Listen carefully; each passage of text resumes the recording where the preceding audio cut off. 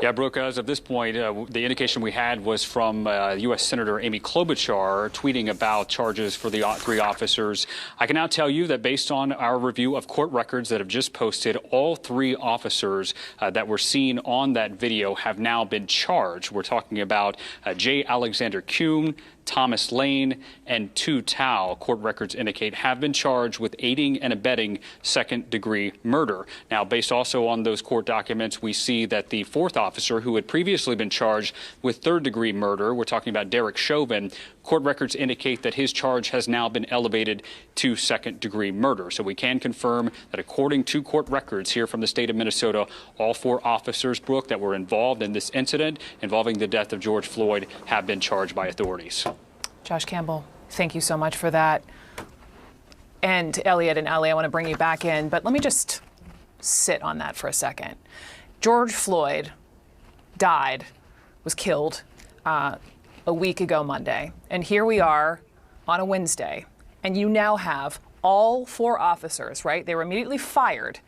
And people in this country were calling for justice, and they wanted these officers charged. And now you have that lead officer, Derek Chauvin, charged with second-degree murder. And you have the other three officers, as you called it, to both of you, aiding and abetting second-degree murder. So, Ellie Honig, yeah. I can't underscore how significant this day is. Yeah, Brooke, and I give a lot of credit to the Minnesota Attorney General. I mean, every move that he has made and will make is going to be under an intense microscope, rightly so. And people, I hope, understand, to bring murder charges and aiding and abetting charges against four people in a week and a half is good work. That is solid work. And it sounds like they have, at least the AG, really has his facts in order, and he better, because the stakes on this trial are going to be through the roof. Elliot, here's my next question, because I can only imagine folks in this country, we talk about swift justice. And Elliot, I hear you in that, in just over a week, this is pretty swift. But what's next procedurally? So, all right, all of these officers are now charged. What's next? Well, again, under the Constitution, they're entitled to a speedy trial. And so presumably, there would be a trial in the very near future. Now, part of the delay may have been trying to establish whether they could have gotten any of the other officers to cooperate, almost as cooperating witnesses against the primary individual who was charged. So, we presumably could get to a trial. Some of them may plead, and we'll see. All this shows, just big picture to pull the camera back, and almost taking this out of criminal justice for a moment, is the power of this cell phone video. And frankly, think of how many other George Floyds there might have been across the United States whose cases did not end. That there have been across the United States. Pardon me, that there have been across the United States where there were not four officers charged because there wasn't a bystander on film. So to some extent, this is a testament to the value of body cameras for police. It's a testament to 2020 and the power of the cell phone video and the ability to record actions, and just the ability and our need to see what happens and how policing takes place. And so that's, I think, the big takeaway here is the fact that we're even talking about this is itself remarkable, given some of the ills that plague our nation with respect to how police. Such a smart point. I really appreciate you making that, Elliot and Ellie. Stand by. Let me bring in another voice. President of the NAACP, Derek Johnson. Mr. Johnson, a pleasure, sir.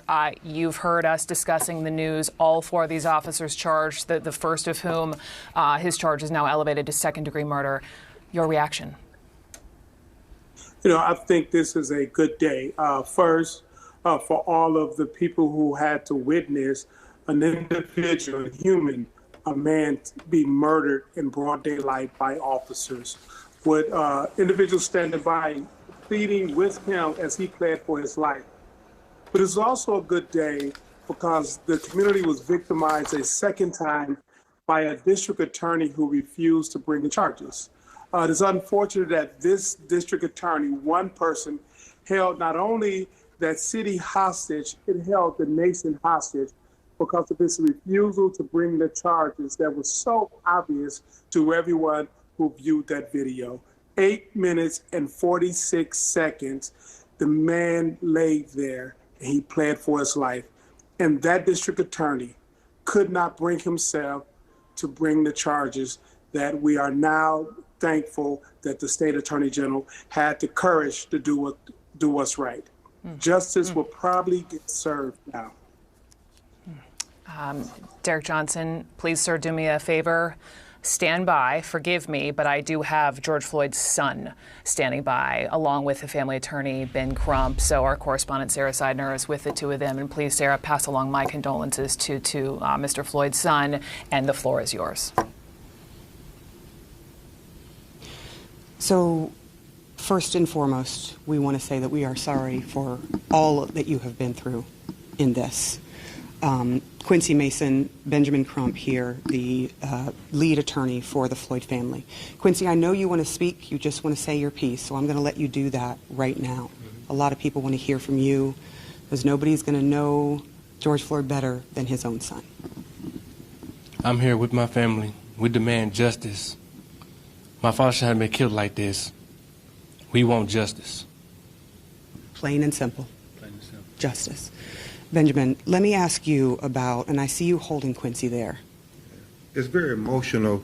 It's very emotional for Quincy and all of his children and all of his family.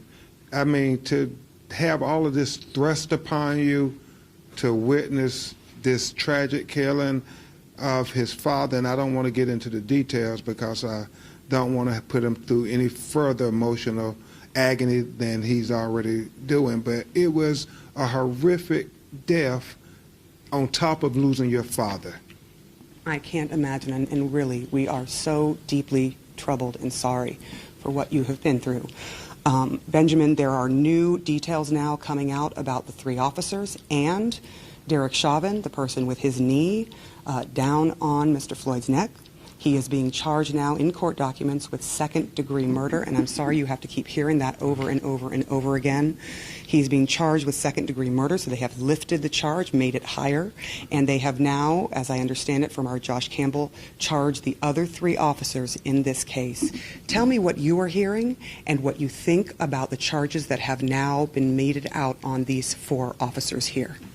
Well, the family has always maintained that all four of the officers should be arrested for this horrific killing of Quincy's father.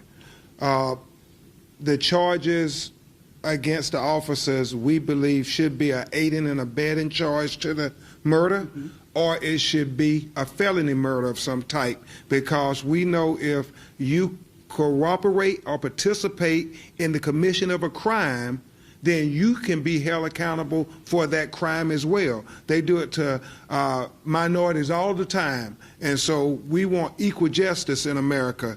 And Officer Chauvin, we believe it should be first-degree murder. We believe that they have been upgraded to second-degree murder, but the Attorney General has informed the family the investigation is ongoing, and if there's evidence to support a first-degree murder conviction, they will charge it. And so the family is relieved that Attorney General Keith Ellison, who has a track record for championing civil rights, has moved expeditiously in arresting these officers before we memorialize George Floyd tomorrow here in Minneapolis, Minnesota.